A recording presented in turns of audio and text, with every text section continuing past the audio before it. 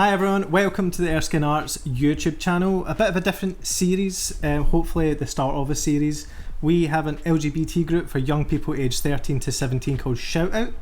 And today, as you can see, we have one of Glasgow's most prominent, one of Scotland's most prominent queens, Lacy Rain, who is going to answer some questions that our young people have for Lacy.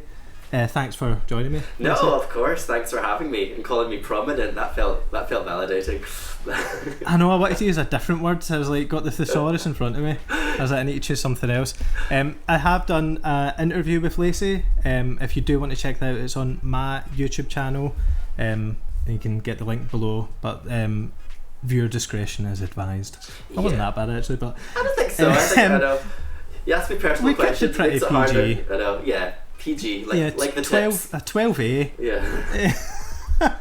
Yeah. So we're going to fire into some questions that our young people have for you, Lacy. I've not briefed Lacy in any of these, but I will tell you they're not wild. They are, hopefully easy to answer. Okay, good. Right, here we go. Where do you find the inspiration for your songwriting? In the scent of every flower, and the screams of every child. I don't know.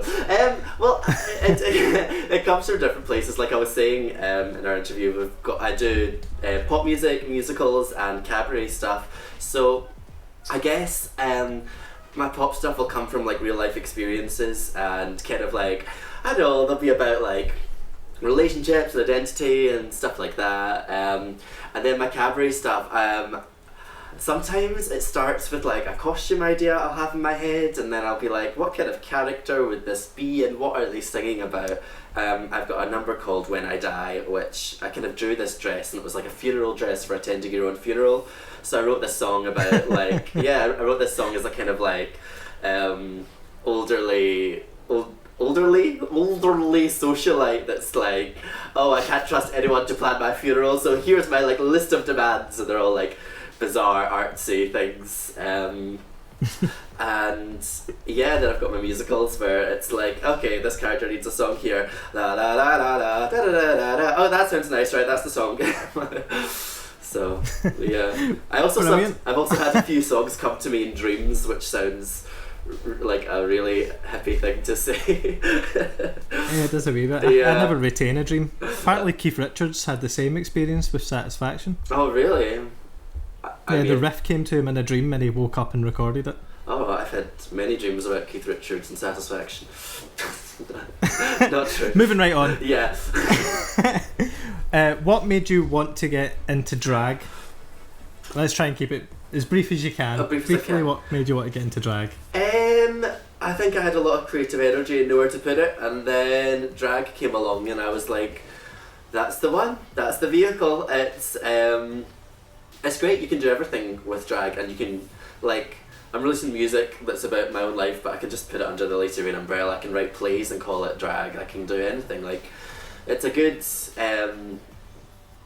face to put to all your artistic projects. So yeah, I think that was the appeal.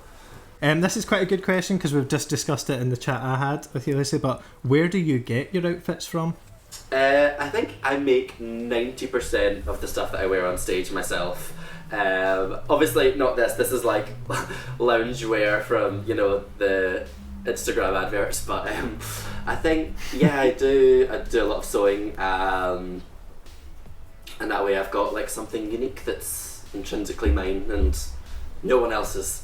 What tips would you give to someone who's wanting to get involved into drag, just wanting to dip their toe in? I think everyone should experiment with it. I think if you're considering pursuing this, you should do it because you love it and not because you want to be famous at it.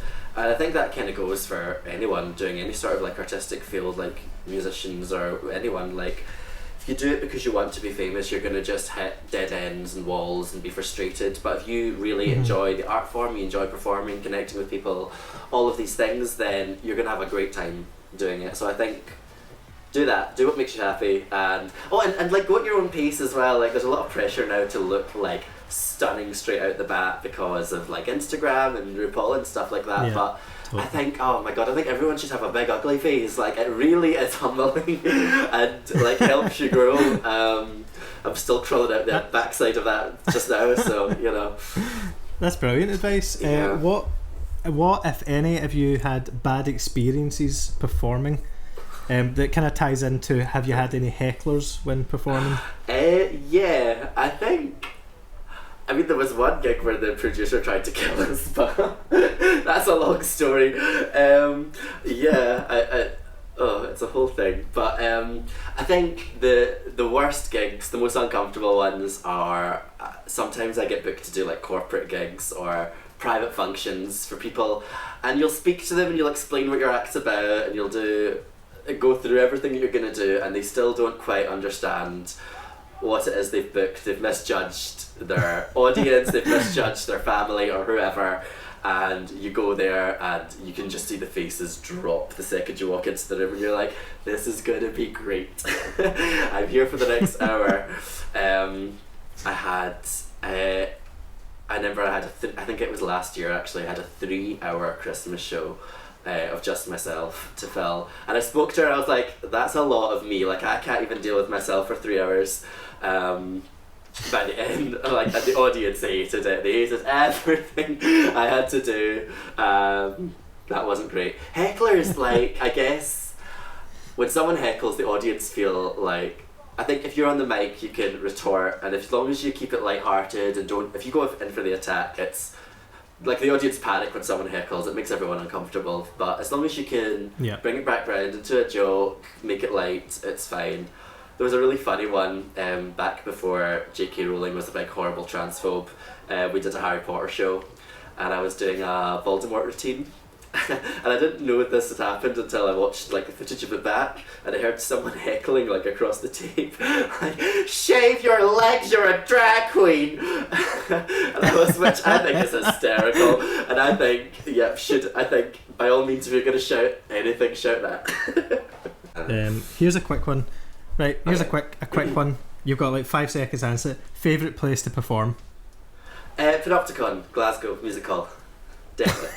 Right, okay. Where? Why?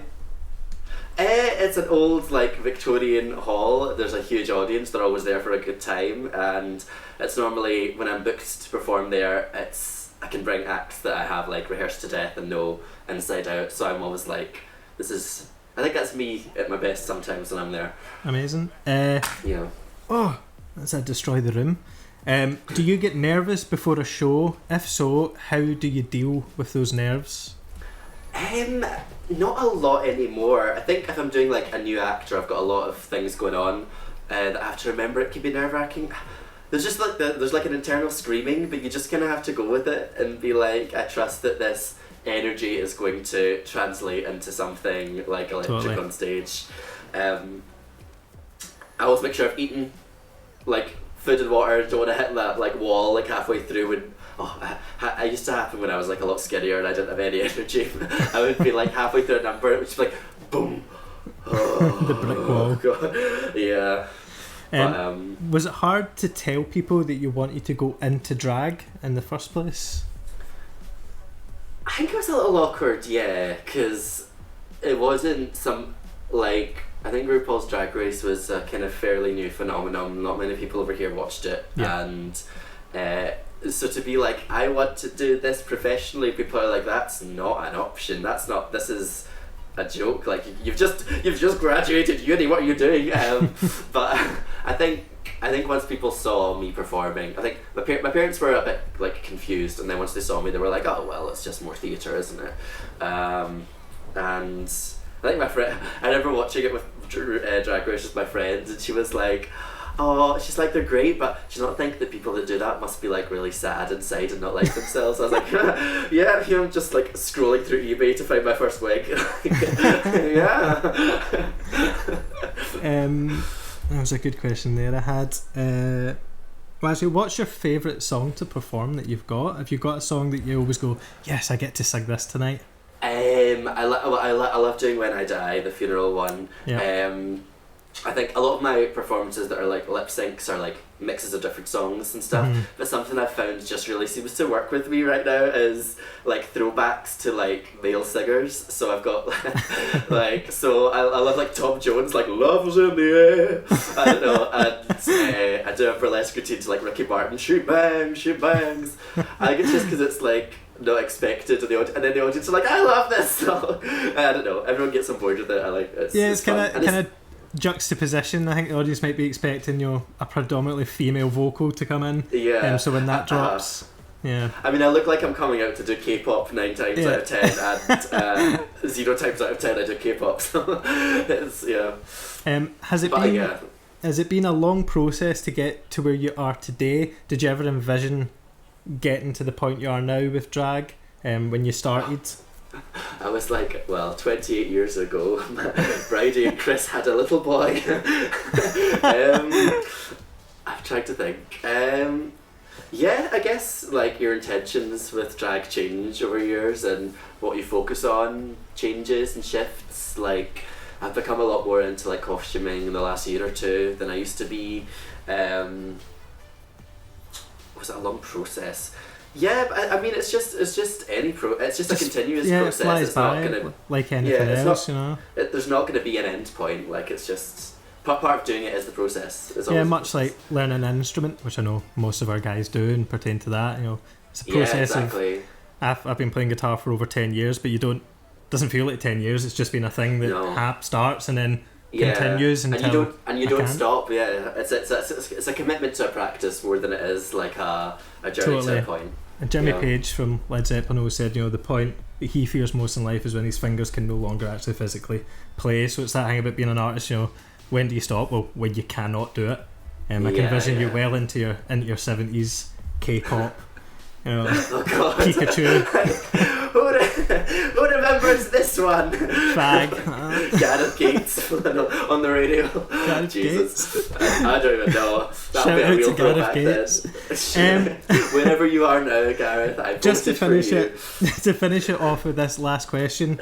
You did say what you would recommend for people starting off, but is there anything you think anyone wanting to get into drag should specifically do or work on the most when they're starting off? Would you say makeup or finding a unique routine or no? I mean, for me, what entertains me more than anyone is someone that has stage presence and can deliver a performance. And then looks and that stuff are great, but they're secondary. But it entirely depends on what you want to do. If you want to like be just like a stunning person that comes out in makeup and stands there, that's fine. Like, do that. But I think look to yourself and understand where your strength.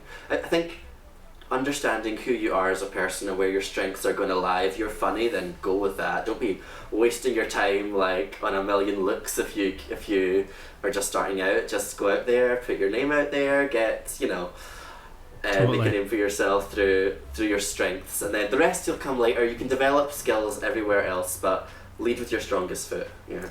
Brilliant. Well, thank you very much, Lacy, for answering some questions, and I hope that's answered your questions.